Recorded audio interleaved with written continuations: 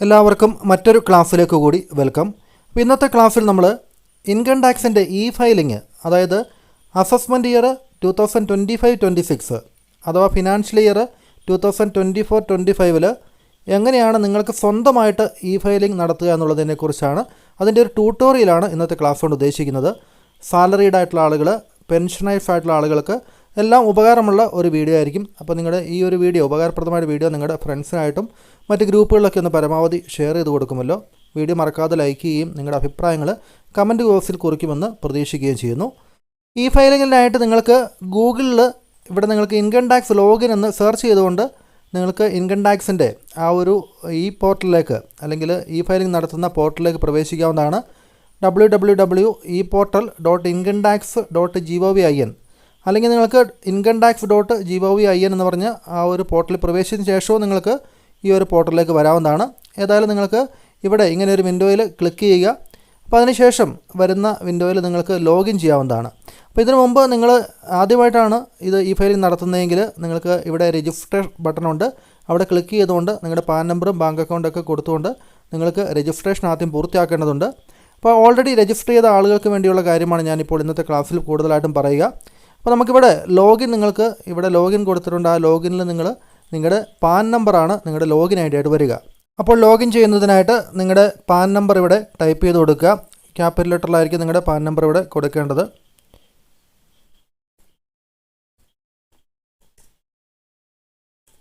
അത് കറക്റ്റായിട്ട് നിങ്ങളുടെ പാൻ നമ്പർ കൊടുത്തെങ്കിൽ മാത്രമേ നമുക്ക് അടുത്ത വിൻഡോയിലേക്ക് പോകാൻ വേണ്ടി സാധിക്കുകയുള്ളൂ. ഇപ്പോൾ നിങ്ങൾ കണ്ടിന്യൂ ക്ലിക്ക് ചെയ്യുക.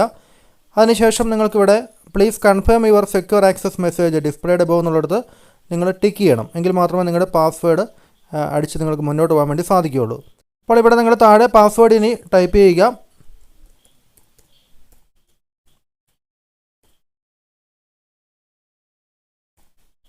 അതിനുശേഷം കണ്ടിന്യൂ കൊടുക്കുക.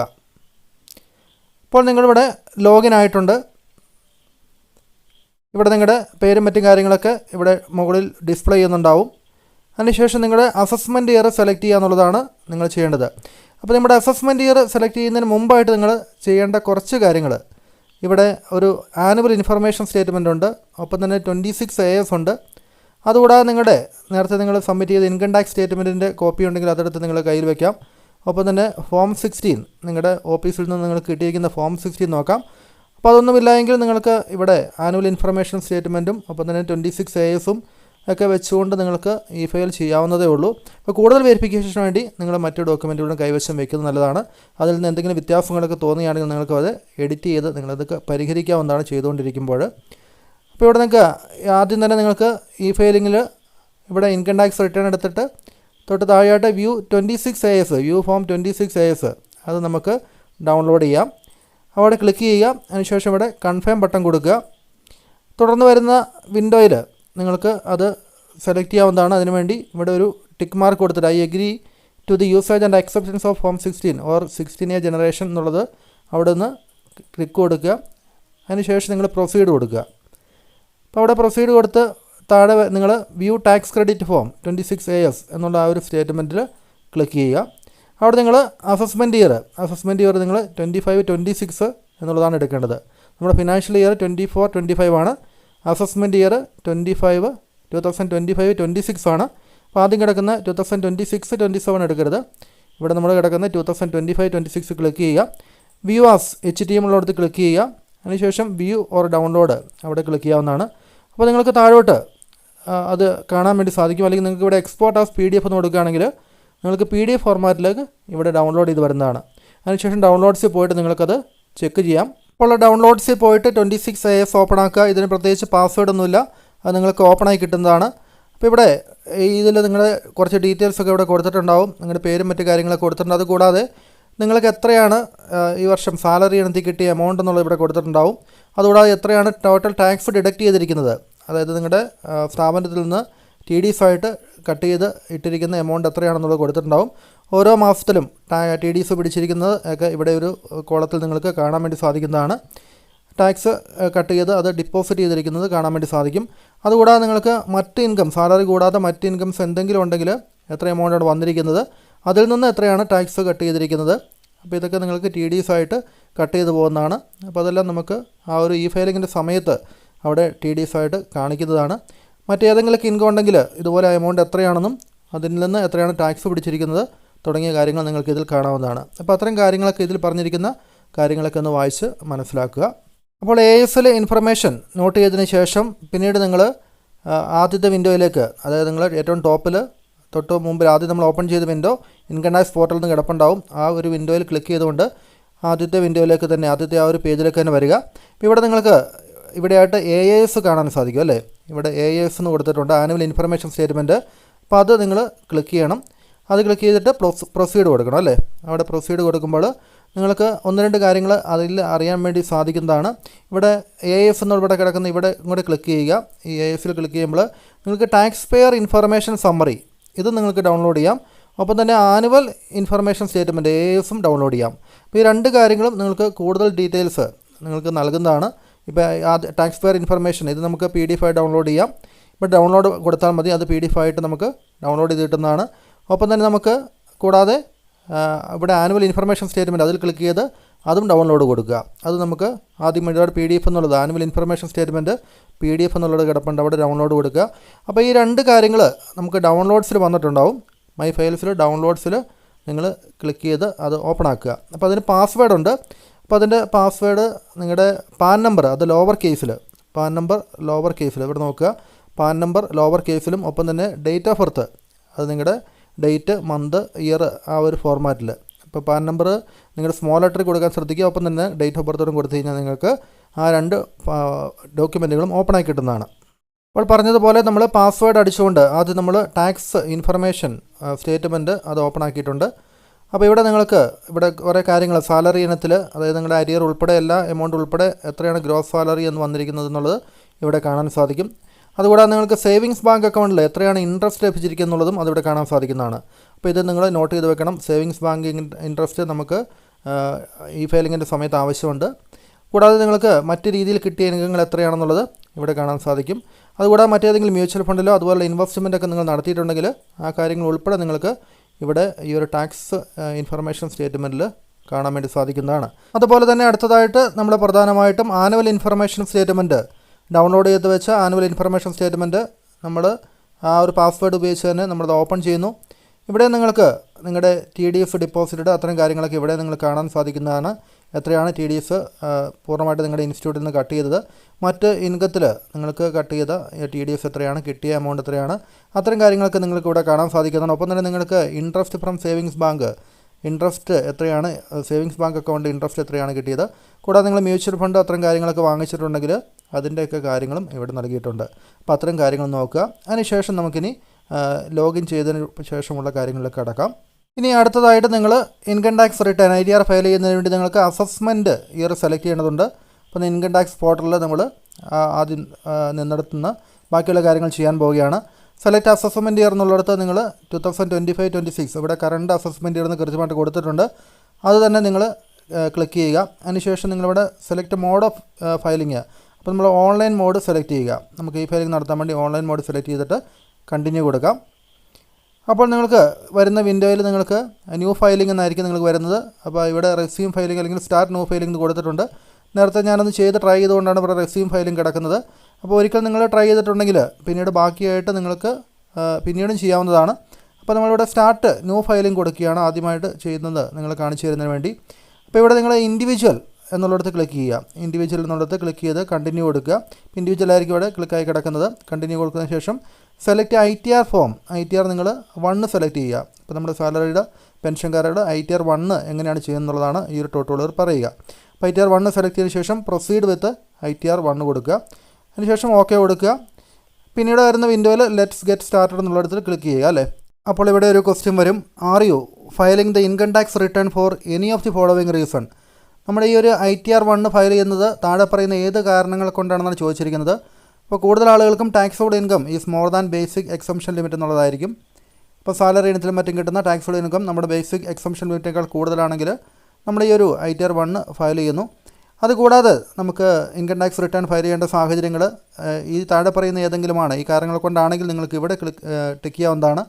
അതായത് ഡിപ്പോസിറ്റ് എമൗണ്ട് നമ്മൾ 1 കോടിയിൽ കൂടുതൽ ബാങ്കിൽ ഡിപ്പോസിറ്റ് ചെയ്തിട്ടുണ്ടെങ്കിൽ അല്ലെങ്കിൽ നമുക്ക് 2 ലക്ഷത്തിൽ കൂടുതൽ നമ്മൾ ട്രാവലിംഗ് എക്സ്പെൻസ് ഫോറിൻ കൺട്രിയിലേക്ക് പോകാൻ വേണ്ടി ചിലവാക്കിയിട്ടുണ്ടെങ്കിൽ, അതല്ല എങ്കിൽ നമുക്ക് 1 lakhൽ കൂടുതൽ ഇലക്ട്രിസിറ്റി ബില്ല് കൊടുത്തിട്ടുണ്ടെങ്കിൽ, അല്ലേ? അപ്പോൾ അത്തരം കാരണങ്ങളെ കൊണ്ട്, ഏതെങ്കിലും കാരണങ്ങളെ കൊണ്ട്, അല്ലെങ്കിൽ മറ്റ് കാരണങ്ങളെ കൊണ്ടാകാം, മറ്റ് കാരണങ്ങളിൽ നിങ്ങൾക്കിപ്പോൾ ഏതെങ്കിലും TDS റീഫണ്ടിന് വേണ്ടി റീഫണ്ട് കിട്ടാൻ വേണ്ടിയായിരിക്കും നിങ്ങൾ ITR ഫയൽ ചെയ്യുന്നത്, അല്ലെങ്കിൽ ഒരു ക്യാപിറ്റൽ ലോസ് സംഭവിക്കുമ്പോൾ ലോസ് ക്യാരി ഫോർവേഡ് ചെയ്യുന്നതിന് വേണ്ടിയായിരിക്കാം, അല്ലെങ്കിൽ ഇൻകം നമ്മുടെ ഒരു പ്രൂഫ് ഓഫ് ഇൻകം കാണിക്കാൻ വേണ്ടി വിസയ്ക്ക് വേണ്ടിയോ അല്ലെങ്കിൽ ലോൺ ആപ്ലിക്കേഷന് വേണ്ടിയൊക്കെ ഒരു പ്രൂഫ് ഓഫ് ഇൻകം കാണിക്കാൻ വേണ്ടിയായിരിക്കാം, അല്ലെങ്കിൽ വോളണ്ടറി ഫയലിംഗ്, നമുക്ക് മാൻഡേറ്ററി അല്ലാത്ത കേസുകൾ സ്വയം നമുക്ക് റിട്ടേൺ ഫയൽ ചെയ്യാൻ നിർബന്ധം അല്ലെങ്കിൽ പോലും നമ്മൾ റിട്ടേൺ ഫയൽ ചെയ്യുന്ന അത്തരം കേസുകൾ അങ്ങനെയൊക്കെ ഉണ്ടെങ്കിൽ നമുക്കിവിടെ അതേഴ്സിൽ ക്ലിക്ക് ചെയ്യാം. അപ്പോൾ ഇവിടെ taxable income is more than basic exemption limit എന്നുള്ളതിൽ ക്ലിക്ക് ചെയ്ത് മുന്നോട്ട് പോവുകയാണ്.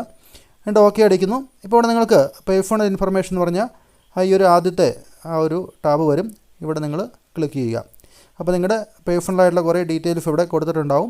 അപ്പോൾ ഈ ഒരു ഡീറ്റെയിൽസ് നിങ്ങൾ ക്ലിക്ക് ചെയ്ത് പരിശോധിച്ച് ഉറപ്പ് വരുത്തി മുന്നോട്ട് പോവുക. ഇവിടെ ഏതെങ്കിലും കാര്യങ്ങൾക്ക് നിങ്ങൾക്ക് തെറ്റായി കിടപ്പുണ്ടെങ്കിൽ നിങ്ങളിവിടെ എഡിറ്റ് ചെയ്ത് കൊടുക്കാവുന്നതാണ്. മിക്കവാറും നിങ്ങളുടെ ഈ കാര്യങ്ങൾ ഈ ഭാഗത്ത് പ്രത്യേകിച്ച് തെറ്റുകളൊന്നും ഉണ്ടാകാനുള്ള സാധ്യതയില്ല.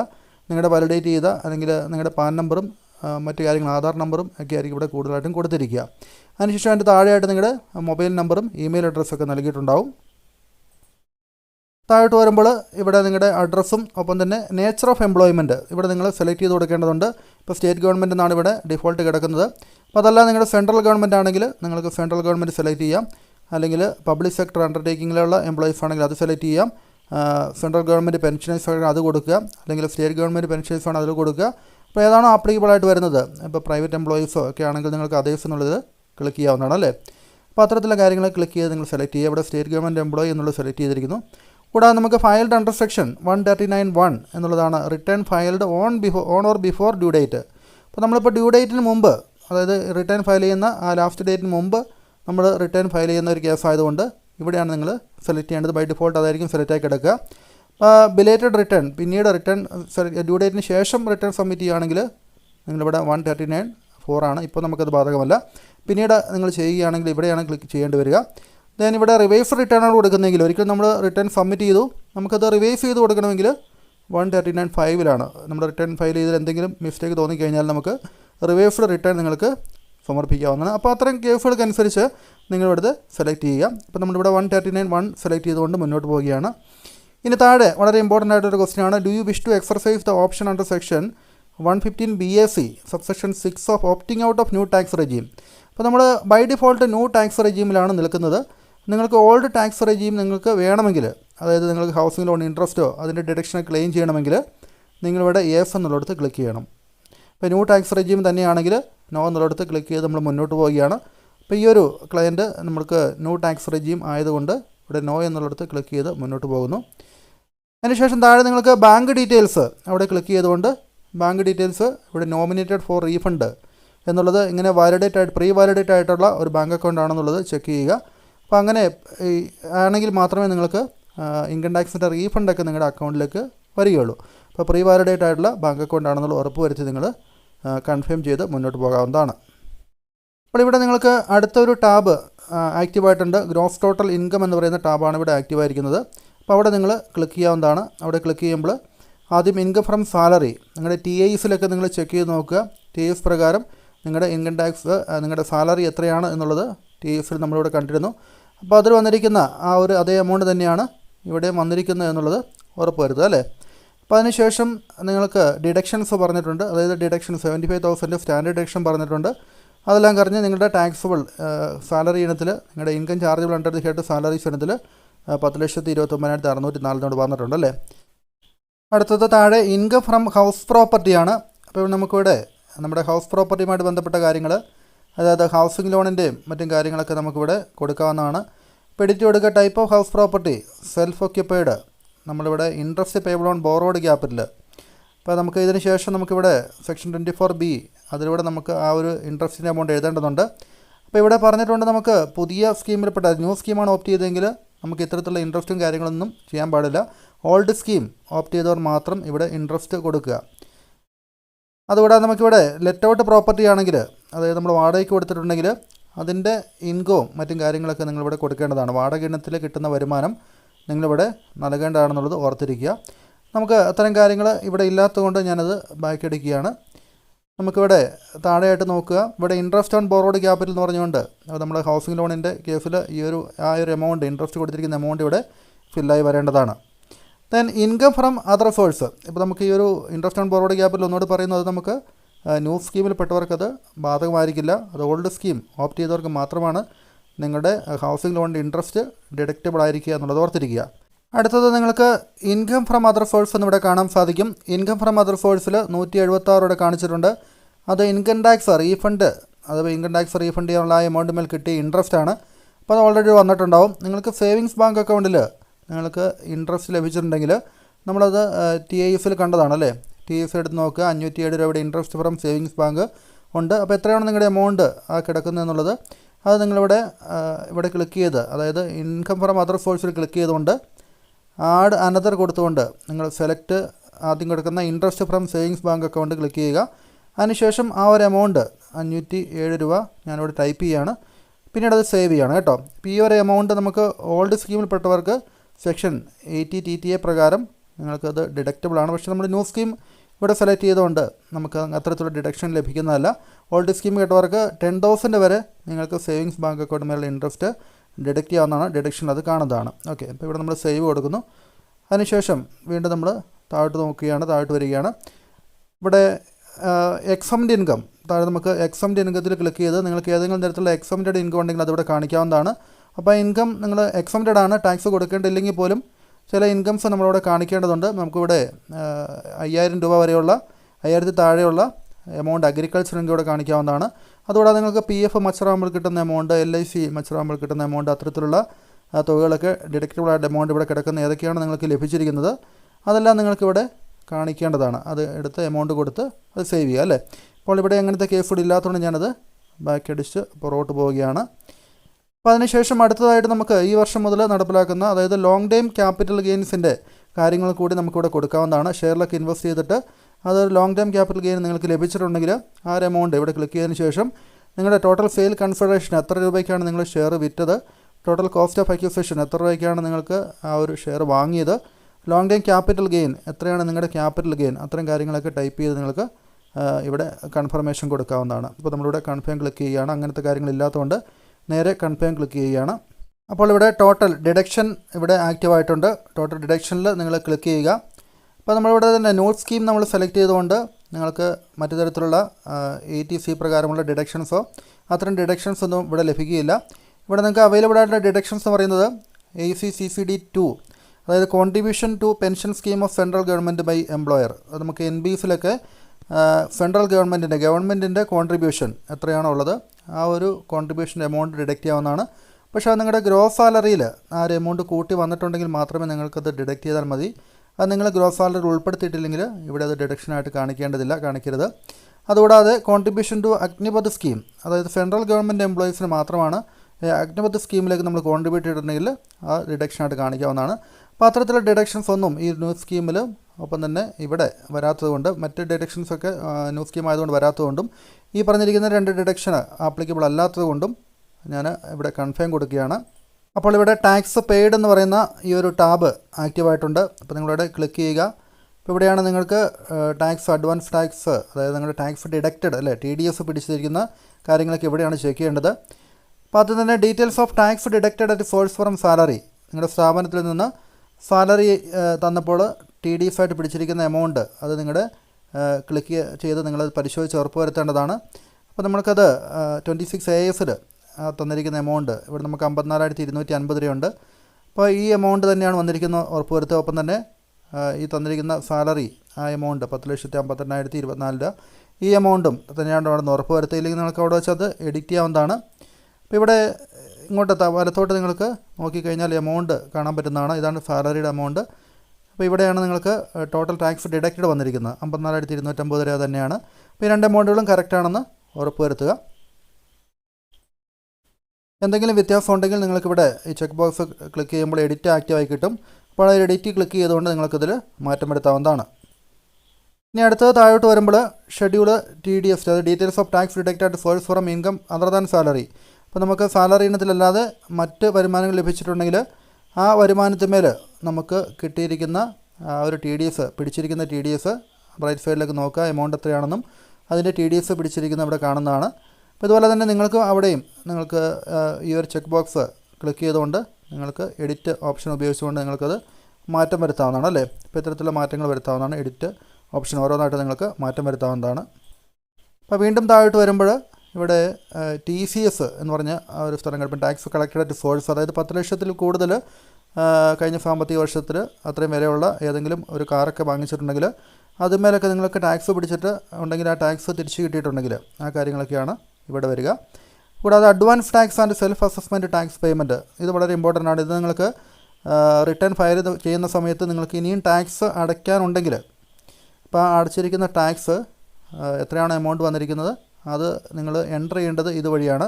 ഇപ്പോൾ ഇവിടെ ആഡ് അനദർ കൊടുത്തുകൊണ്ട് നിങ്ങൾക്ക് അതിൻ്റെ BSR കോഡും അത് ടാക്സ് അടച്ചതിന് ശേഷമാണ് നിങ്ങൾക്ക് ആ ഒരു BSR കോഡും മറ്റും കാണാൻ വേണ്ടി സാധിക്കുകയുള്ളൂ.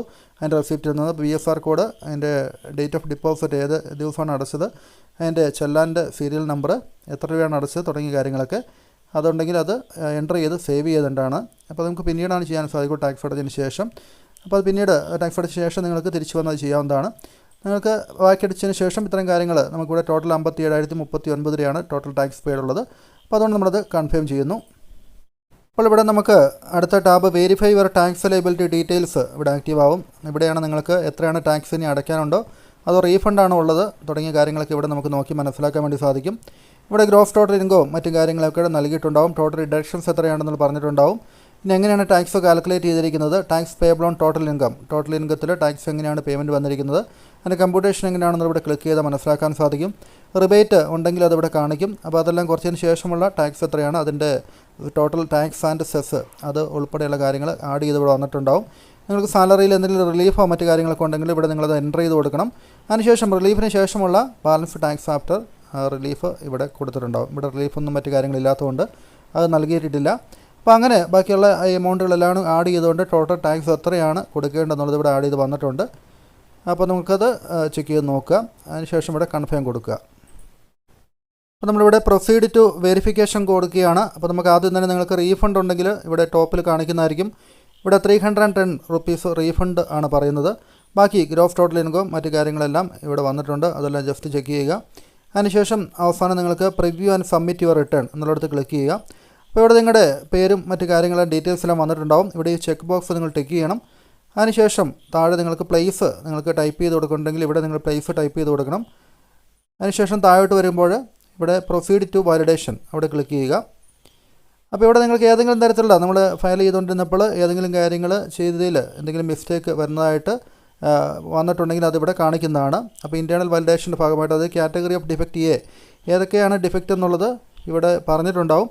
ഇപ്പോൾ ഇവിടെ കുറച്ച് ഡിഫക്റ്റുകൾ വന്നിട്ടുണ്ട്. നമുക്കതിവിടെ ക്ലിക്ക് ചെയ്തുകൊണ്ട് ഇവിടെ നമ്മൾ ക്ലിക്ക് ചെയ്യുമ്പോൾ നമുക്ക് ആ ഒരു ഡിഫക്റ്റിലേക്ക് എന്താണെന്നുള്ളവർ കാണിക്കും. ഇവിടെ റെഡ് മാർക്ക് ചെയ്തിരിക്കുന്ന കാര്യങ്ങൾ നമ്മളിവിടെ എല്ലാം ക്ലിക്ക് ചെയ്ത് നോക്കിയതാണ് നിങ്ങളെ കാണിക്കുന്നതിന് വേണ്ടി. അപ്പോൾ അത്തരം കാര്യങ്ങളൊക്കെ നമ്മൾ അറിയാതെ ക്ലിക്ക് ചെയ്തിട്ടുണ്ടെങ്കിൽ വേണമെങ്കിൽ നിങ്ങൾക്ക് ഇവിടെ വെച്ച് ആവശ്യമില്ലാത്തതാണെങ്കിൽ അതൊക്കെ ഡിലീറ്റ് ചെയ്ത് കളയാവുന്നതാണ്. അപ്പോൾ അങ്ങനെ റെഡിങ്ങിൽ കിടക്കുന്നതൊക്കെ നമ്മളൊന്ന് ആവശ്യമില്ലാത്തതാണെങ്കിൽ നമ്മൾ എന്ത് ചെയ്യണം, അതൊക്കെ ഒന്ന് ഡിലീറ്റ് ചെയ്ത് കളയുക. അതിനുശേഷം നമ്മളതിന് സേവ് ചെയ്ത് മുന്നോട്ട് പോവുക. ഇവിടെ നമുക്ക് ഇൻകം ഫ്രം സാലറിയിൽ ഇവിടെ എഡിറ്റ് നമ്മൾ കൊടുത്തിരുന്നു, അത് കുഴപ്പമില്ല. താഴോട്ട് പോകുമ്പോൾ നമ്മളത് കൺഫർമേഷൻ കൊടുക്കുകയാണ്. അതിൻ്റെ പ്രൊസീഡ് വീണ്ടും വെരിഫിക്കേഷനിൽ പോകുന്നു. അപ്പോൾ വീണ്ടും എറർ കാണിക്കുകയാണെങ്കിൽ നമുക്ക് അവിടെ ആ സമയത്ത് വെച്ച് അത് നോക്കാവുന്നതാണ്. ഇവിടെ എല്ലാം ഒന്നുകൂടെ ഒന്ന് ടിക്ക് ചെയ്യുക. അതിനുശേഷം താഴോട്ട് വരുന്നു, പ്രൊസീഡ് ടു വാലിഡേഷനിലേക്ക് വരുന്നു. ഇവിടെ 2 എറർ ഇവിടെ കാണിക്കുന്നുണ്ട്. ഇയർ ഓഫ് ടാക്സ് അവിടെ കാണിച്ചിട്ടുണ്ട്. അവിടെ നമ്മൾ ക്ലിക്ക് ചെയ്യുന്നു. അവിടെ അതിനുശേഷം നമുക്കിവിടെ ഇയർ ഓഫ് ടാക്സ് റിഡക്ഷൻ ഏതാണ് ടാക്സ് റിഡക്ഷൻ്റെ ഇയർ എന്നാണ് ചോദിച്ചിരിക്കുന്നത്. അപ്പോൾ നമുക്കിവിടെ 2024-25 എന്നുള്ളത് ക്ലിക്ക് ചെയ്യുന്നു. ഇപ്പോൾ ടാക്സ് ഡിഡക്റ്റഡ് 340 റുപ്പീസ് നേരത്തെ നമുക്ക് ഡിഡക്റ്റ് ചെയ്തിരിക്കുന്ന എമൗണ്ട് വന്നിരിക്കുന്നത്. അപ്പോൾ നമുക്ക് സേവ് കൊടുക്കാം.